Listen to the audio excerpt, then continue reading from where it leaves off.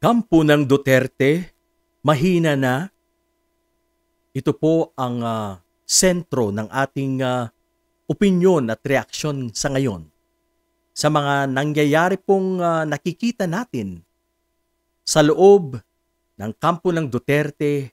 Ay talagang masasabi natin na humina na ang dating malakas na DDS camp. Lately po, nakikita po natin ang banatan, lalo na po si Mayor Basti Duterte, na binabanatan niya si Senator Bongo. At rumesbak din si Senator Bongo at nagsabing, ginagawa ko lang aking trabaho. Ako'y nagtatrabaho para sa bayan, para sa mga tao. At hindi po niya ito pinopersonal. So, ito po ay isa sa mga nagpapakita ng instability or pagpapakita po ng kahinaan or paghina sa loob ng kampo ng mga Duterte. Dati po, sama-sama sila, nagkakaisa, malakas, wala pong mga friction na nangyayari, pero lately po sa ngayon, kitang-kita po natin na lumalalim po ang mga awayang ito. Siguro sa relasyon ni Senator Bongo at dating Presidente Digong, okay lang. Walang ganong problema. At pinakita nga po ito ni Senator Bongo nung binisita niya si former President Digong, at ang pagkakasabi pa nga niya ay forever siyang hanggang kamatayan ang kanyang pagserbisyo kay ex-President Diggs. Yan po ang sinabi ni Senator Bongo. Yung dating po malakas na kampo ng mga DDS, nanghihina na talaga. Kitang-kita po natin. Marami na po sa kanilang mga kapartido, lalo po sa politika, talagang they're trying to save themselves. Talagang nagtalunan na po sila ng barko. At makikita nyo po yung dati nila mga kasama mula po sa mga matataas na pwesto hanggang sa pababa, mga mayor, mga congressman, governor, wala na po. Nagsisialisan na po. Ganun po talaga ang politika. Kung nararamdaman na nila na mahina na ang kanilang grupo, yan, nagsisimula. Alam niyo po sa Pilipinas, marami po talaga mga balimbing at uso po yan. Hindi po natin yan may pagkakailan na ganyan po ang estilo ng ating mga, marami po sa ating mga politicians na hindi po sila nag-i-stick. Kung naaamoy na po nila na palubog na ang barko, halimbawa, barko po ng mga Duterte, yan, magtatalunan na po yung mga yan at lilipat sa kabila. So, pagpapakita lang po ito na nanghihina na talaga ang kanilang partido, ang kanilang kampo, at nagsialisan na po. Marami na po ang nagsialisan sa kanilang grupo. Kaya pahina ng pahina ang kampo ng mga Duterte. At hindi lang po yan, idagdag mo pa na si Vice President Sara Duterte ay wala na po sa administrasyon. Wala na siya, hindi na siya connected, wala na po siyang ties sa present administration. Kaya mas lalo na naman pong nanghina ang mga Duterte, ang mga DDS. Kaya hindi po nila yan may pagkakaila. Siguro, pwede nilang i-deny, but ang katotohanan, wala na po. Mahina na po ang kampo ng mga DDS. Yun nga, kasama nila, isa din yun, kasama nilang si Pastor Borloloy Kibuloy. Nagtatago na rin. So, hindi na makapagsuporta dahil pinaghahanap po ng batas. Kaya, makikita po talaga na pababa na po sila ng pababa sa kanilang puwersa. Si Vice President Sara, sa ngayon, ang kanyang tindig ay wala na. Oposisyon sa sarili niyang, nag-iisa na lang po siya. Hindi po maituturing na legit na oposisyon. Dahil, yun nga, pinaliwanag ni Senator De Lima, Senator Risa Hontiveros, na hindi po siya official or legit na oposisyon. Dahil wala po sa kanya, pinaliwanag po nila kung napanood niyo po yung mga interviews. So, si VP Sara ngayon ay masasabi natin oposisyon at siya ay nagsasariling oposisyon. Sabihin natin, let's put it this way, na siya po ay nagsasariling oposisyon dahil hindi niya po pwedeng gamitin yung pagiging official na oposisyon or leader na oposisyon. Hindi po pwede yan. Kaya mga kaibigan, mga kababayan ko, talagang dumating na po yung panahon or yung oras na talagang hirap na po ang grupo ng mga Duterte. Hindi na po kagaya ng dati na napakalakas po nila, napaka-solido yung kanilang pong partido. Kung saan, andyan po yung mga kasama nila, marami po silang mga miyembro, pero mula po naghiwalay ang red at green, ay pabagsak na po sila. Talagang pahina ng pahina ang kanilang puwersa. At yan po ang realidad. Yan po ang totoo. Marami sa kanila ang still pretending, nagsasabing malakas pa sila, na pwede silang magtawag ng another people power kagaya ng EDSA, pero wala po yun. Hindi po yan realistic. Wala na po, mahina na po sila. Nasa na po sila, state of denial. Kumbaga, dinideny na lang po nila ang katotohanan na marami na po ang umalis sa kanila.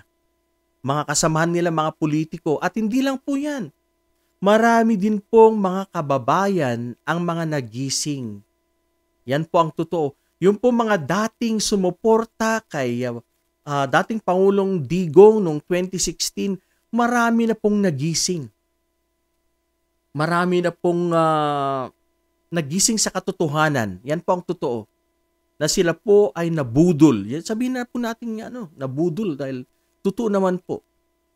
Ako po, dati rin po akong naniwala noon. Kaya buti na lang, bago mag-eleksyon, nakita ko na po na iba ang direksyon ng kanyang mga pinagsasabi. Kaya right away, hindi po ako gaanong katagalang sumuporta sa kanya. Hindi. Sa umpisa lang.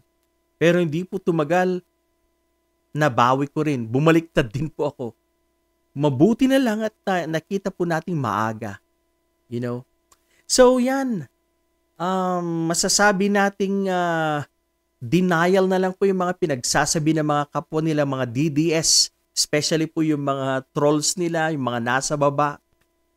Ang dami po mga sad to say, marami po mga kababayan tayong hindi nag-iisip. Talagang kahit na ipaliwanag mo po, talagang nakikipagbardagulan sila. Kahit na ipaliwanag mo, magbigay ka ng facts, magbigay ka ng mga explanations, hindi po sila naniniwala. Kaya ito na lang po yung mga natitira nilang mga followers. Kokonti na po sila. Hindi na po kagaya noon. Marami na po sa ating mga kababayan ang nagigising, unti-unting nagigising. Marami nang namulat. Dahil nga po sa AJ case nito, sa issue po ng Gentleman's Agreement, mga naririnig na mga tao na, nabudol tayo, naloko tayo. Kaya wala na po. Mahina na talaga ang kampo ng DDS sa ngayon. At lalo pa, ngayon nag-aaway na po sila. So, pag meron pong internal conflict, kagaya nga po ng friction ng mga anak ni ex-President Digong kontra kay Senator Bongo, pag meron na pong mga internal conflict, dyan na po talagang manghihina ang isang samahan. Dahil dati po na matatag, pero nagka-crumble na po. Wala na, mahina na po ang DDS, ang grupo ng mga Duterte. Kaya, as days go by, talagang pabagsak na po ang kampo nila. Kaya ito lang po ang lesson natin aralan dito, na hindi araw-araw ay piyesta. Yan po ang isa isip po natin. Hindi araw-araw ay piyesta. na hindi forever na nasa taas po tayo. Hindi po forever na tayo ay nasa ibabaw, na tayo ang may authority. Darating din po yung panahon, time na tayo, lalo na po kung gumagawa po tayo ng hindi kanais-nais sa ating mga kababayan at mga kapwa, meron po tayong downfall at ito na po ang akin nakikita, ang downfall ng mga Duterte. Idagdag mo pa dyan yung mga iba't ibang mga kaso sa EJK. So, pag pinalabas na talaga yung warrant of arrest ng ICC, talagang yan na po ang magiging exclamation point at period. Yan na po ang talagang magbibigay ng end sa lahat po ng mga ito. And I don't think na ipagpapatuloy ng mga Duterte siblings, yung mga anak, yung mga Duterte children, na ipagpapatuloy po nila ang talagang pakikipaglabanan sa politika sa Pilipinas pag nawala na po si President Digong, or let's say nawala na po siya sa equation, or dinampot po siya ng ICC, wala na. Mahina na po sila. Si dating Presidente Digong lang po ang talagang nagdala po sa kanila noong 2016. Kaya lang, dahil po sa mga pangyayari na ibulgar, they were unmasked, na ibulgar mga katotohanan na hindi maganda. Kaya, if you put them all together, itong mga problema na to na idinulot sa Pilipinas, yung mga pogo, patayang EJKs, mga droga na actually, marami silang mga kaibigan na involved sa droga na sinasabi nila against sila sa droga, where in fact, sila mismo ang protector sa mga, mga drug lords na to. Kaya napuno na ang maraming Pilipino.